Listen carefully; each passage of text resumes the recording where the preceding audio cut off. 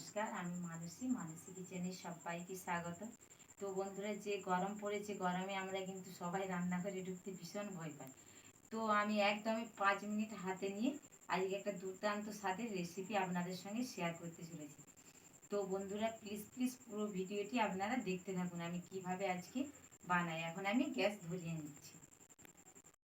এখানে আমি গ্যাস ধরিয়ে কড়াই ভালো করে গরম করে নিয়েছি। এখানে বড় চামচের 1 চামচ নিয়েছি পোস্ত আর নিয়েছি সাদা সরিষা। আমি এখানে সাদা সরিষা বাড়িতে ছিল তাই এইটা দিয়েছি।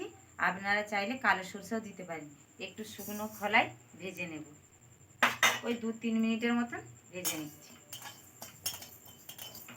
কালারটাও অনেকটাই চেঞ্জ হয়ে গেছে এই যে সরিষা। এবারে ঢেলে নিচ্ছি। ঢেলে একটু ঠান্ডা করে শিলনোড়ায় বেটে নেব।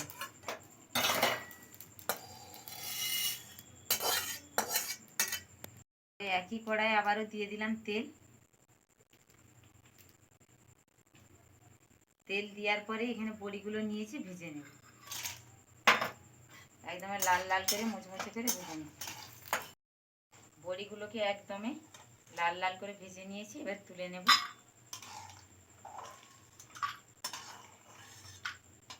আমি আজকে মাছ দিয়ে বানাবো, তো মাছগুলোকে আমি ভাজতে দিয়ে দেবো। এগুলোকে ভেজে নিয়েছি, তো ওইটা দেওয়াটা শেয়ার হলো না বন্ধুরা। দেখুন তুলে নিচ্ছি। তবে এখানে কিন্তু আমি নেজা আর একটা চাকা নিয়েছি আর একটা বড় সাইজের মাথা নিয়েছি। এইটা দিয়ে বানালে খেতে কিন্তু অসম্ভব সুন্দর হবে। আর মাছটা কিন্তু আজকে অনেক বড়ই ছিল। আরগুলো অনেকগুলো চাকা রয়েছে, সেগুলো বাড়িতে খেয়ে নেব ভেজে। ওই ফোড়নে দিয়ে দেব মেথি, দিয়ে দেব কালো জিরে, আর দিয়ে দেবো 3টে শুকনো লঙ্কা। তবে আমি এখানে শুকনো লঙ্কা ব্যবহার করেছি, তোমরা চাইলে কাঁচা লঙ্কাও ব্যবহার করতে পারো। এবারে ধুয়ে কেটে রাখা সরু সরু করে আলু দিয়ে দেবো।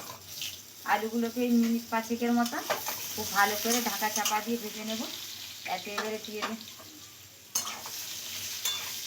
খুব ভালো করে ভেজে নেব। ওই মিনিট 5-এর মতন আলুগুলোকে ভেজে নিয়েছি। এবারে দিয়ে দেব পরিমাণ মতো জল। তবে যে যেমন ঝোল পছন্দ করবেন সেই অনুযায়ী জল দিতে পারেন। আমি এইটাই দিলাম। এবারে এতে দিয়ে দেব স্বাদ অনুসারে লবণ, আর দিয়ে দিচ্ছি হলুদের গুঁড়ো। ব্যাস, আর কিছু লাগবে না। এবার চাপা দিয়ে আলুগুলোকে অনেকটাই সেদ্ধ করে নিচ্ছি, আর ওইদিকে পোস্ত আর সরিষাগুলো শিলনোড়ায় বেটে নিচ্ছি। নেব। আলুগুলো পুরো সেদ্ধ হয়ে গেছে। ভেজে রাখা দিয়ে দেবো বড়ি, আর দিয়ে দেবো মাছগুলো।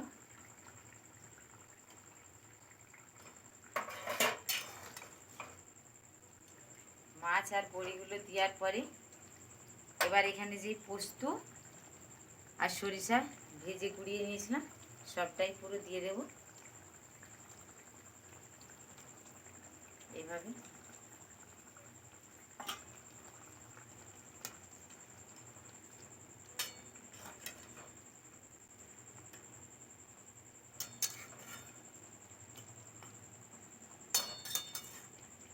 দিয়ে দেওয়ার পরে আরও আমি 2 মিনিট ঢাকা দিয়ে দেব।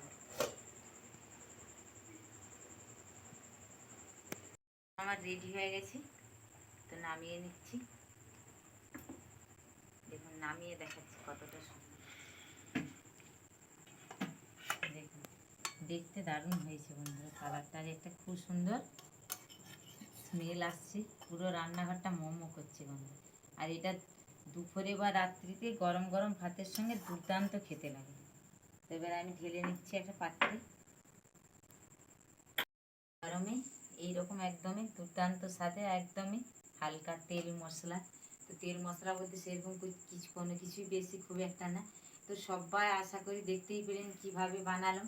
এইভাবে এই গরমে দুপুরে গরম গরম ভাতের সঙ্গে একটি বার হলেও বানিয়ে খেয়ে দেখুন, তারপরে আমাকে কমেন্টে জানাবেন যে কেমন হয়েছে। তো আমার এই সিম্পল রেসিপিটি কেমন লাগলো অবশ্যই আপনারা কমেন্টের মাধ্যমে জানাবেন। ভালো লাগলে লাইক করে দেবেন। আপনারা ভালো থাকবেন, সুস্থ থাকবেন, সাবধানে থাকবেন। আবার দেখা হচ্ছে অন্য কোনো রেসিপি নিয়ে।